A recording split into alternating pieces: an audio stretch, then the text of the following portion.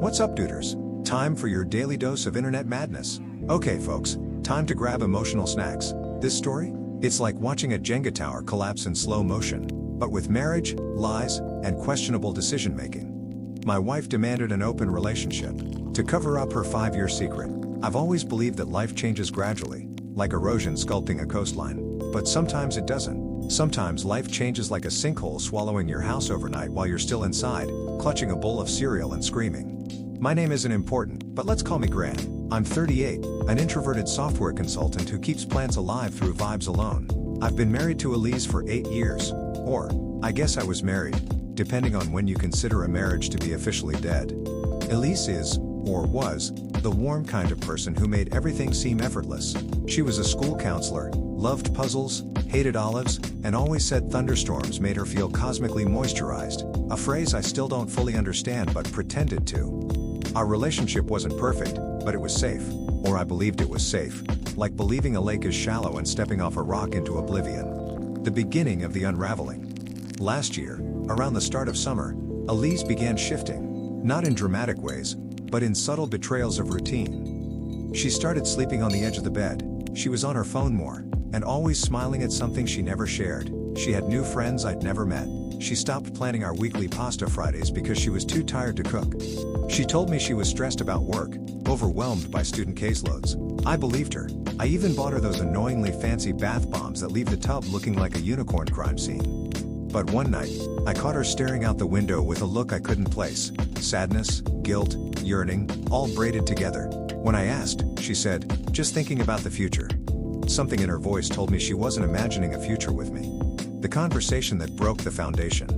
2 months later, she sat me down at the kitchen table. Her hands were trembling, though she kept trying to hide it by wrapping them around her mug. "I've been reading about non-traditional relationships," she began, voice shaking like a violin string. "And I think I need an open marriage." I felt something inside me stutter. "Why?" was all I managed to croak. She fed me lines, discovery, growth, identity, stuff that sounded Pinterest-y but hollow. I listened, numb, while my chest filled with cold dread. "Elise," I said carefully, "are you seeing someone?" "No," she said quickly. Too quickly. My stomach plummeted like it had been dropped down an elevator shaft. I told her no. I wasn't interested. I wasn't comfortable. She nodded, but her eyes told me the decision wasn't really mine. And that was when suspicion snuck in like a draft under a door. The moment everything shattered. I didn't go searching for something, not at first. I tried to rebuild trust, but Elise was slipping away like sand in a closing fist. The night it happened, she went to take a shower before bed. Her phone buzzed on the nightstand. A name popped up, just an initial, R. Something about that single letter twisted my insides. I stared at the phone. A war raged inside me, curiosity versus respect. But respect loses battles when your marriage is melting like candle wax. I opened the phone. Messages. So many messages. Conversations in a locked app disguised as a productivity tool. And inside? 5 years worth of threads. At first, I thought they were old logs. Maybe a coworker. Maybe a friend.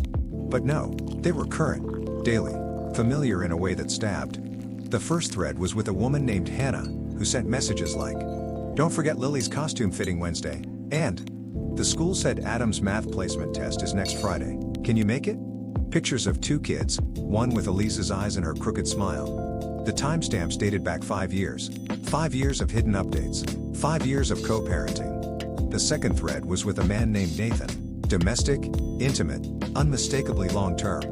He wrote things like, "The kids keep asking when you'll come home," and, "We can't keep doing this, tell him. Tell him. Tell me." My blood went ice cold. Those kids, 2 small strangers smiling up at the camera, were hers. Hers. My wife had another life, another family, another world tucked into the spaces between our shared days. She had been dividing her time like a magician, weekends with me, weekdays with them, work retreats that were anything but last-minute errands masking entire nights away. I felt like I'd been living next to her shadow version. She came out of the shower humming lightly. Steam followed her into the hall. I looked up from her phone with the expression of someone who had just watched their house burn down. She froze. Her mouth parted. Then she whispered, "Oh no. See? See? This is why my emotional support snack drawer exists. 5 years of secret children is not a plot twist, it's a plot meteor. If I were there, I'd just yeet myself through the nearest bush and run. Continue. I didn't yell. That surprised both of us. I just kept repeating, why? Like a broken record. Elise crumpled in front of me, literally sank to the floor and sobbed until she hiccuped.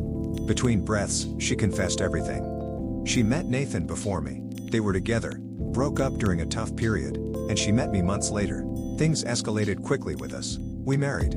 She thought her relationship with Nathan was over, until she found out she was pregnant. By the time she gathered the courage to tell him, she was already attached to both lives. So I tried to keep both, she whispered. And then years passed, and it was too late, and I kept lying because the truth would destroy everything.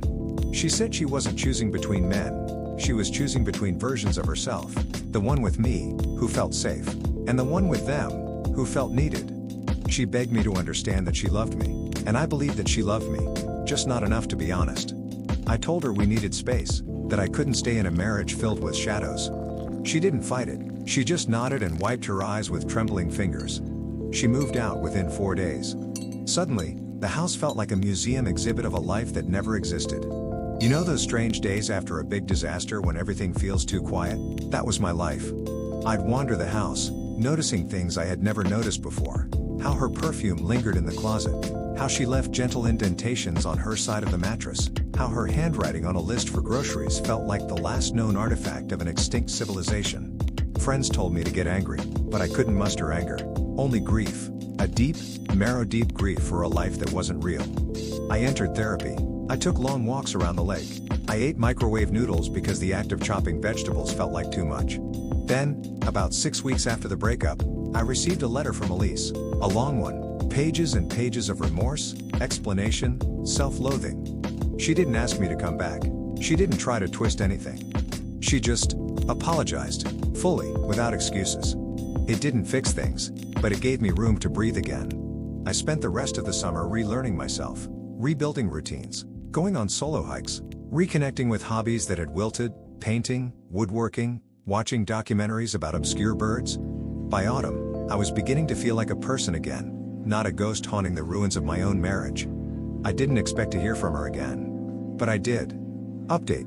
It's been 4 months since my world split open. I wanted to leave this post to rest, but something important happened. Last weekend, Elise asked to meet. She said it wasn't about reconciliation, just closure. I hesitated, but eventually agreed. We met at a quiet botanical garden we used to visit when we were newly married, back when life felt like a blooming greenhouse and not a forest fire. She looked different, tired, but grounded. Her eyes didn't dart around anymore. She held herself with the calmness of someone who finally stopped running from their own lies. I told them the truth, she said. All of it. Nathan, the kids, everyone. I was stunned. She said the fallout was enormous, painful, messy, but necessary. They deserved honesty, she said, and so did you. I'm sorry it took me too long to understand that. We walked among the rose garden. She told me she chose to stay with her other family, not out of romance, but because she wanted to be present for her kids, to repair what she had broken there. I loved you, she said softly, but I lived 2 lives for so long I forgot how to choose, and that's on me. We sat on a bench, 2 ghosts of a marriage that once felt invincible. I told her I forgave her, that forgiveness wasn't a gift for her, but a release for me. She cried, quiet, grateful tears. There was no spark between us, no secret longing, just acceptance.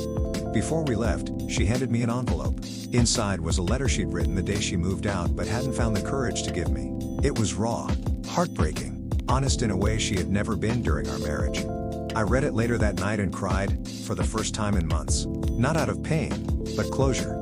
Since then, I've felt something I haven't felt in a long time. Peace. I'm dating someone casually. Her name is Maya.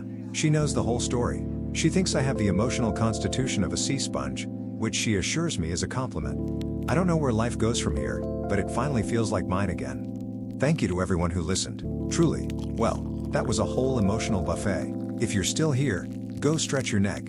You've been clenching for at least 10 paragraphs. My final takeaway? Double lives are for superheroes and poorly written soap operas, not marriages. Honesty hurts, but deceit hurts like a falling chandelier. As for what happens next, I'm betting our boy Grant does just fine. Therapy, new love, maybe a thriving plan or 2. Now, audience. What would you have done if someone told you they had bonus children you never knew about? That's all folks. Don't forget to update the video. Thanks for listening, and I'll catch you in the next one. Doot doot.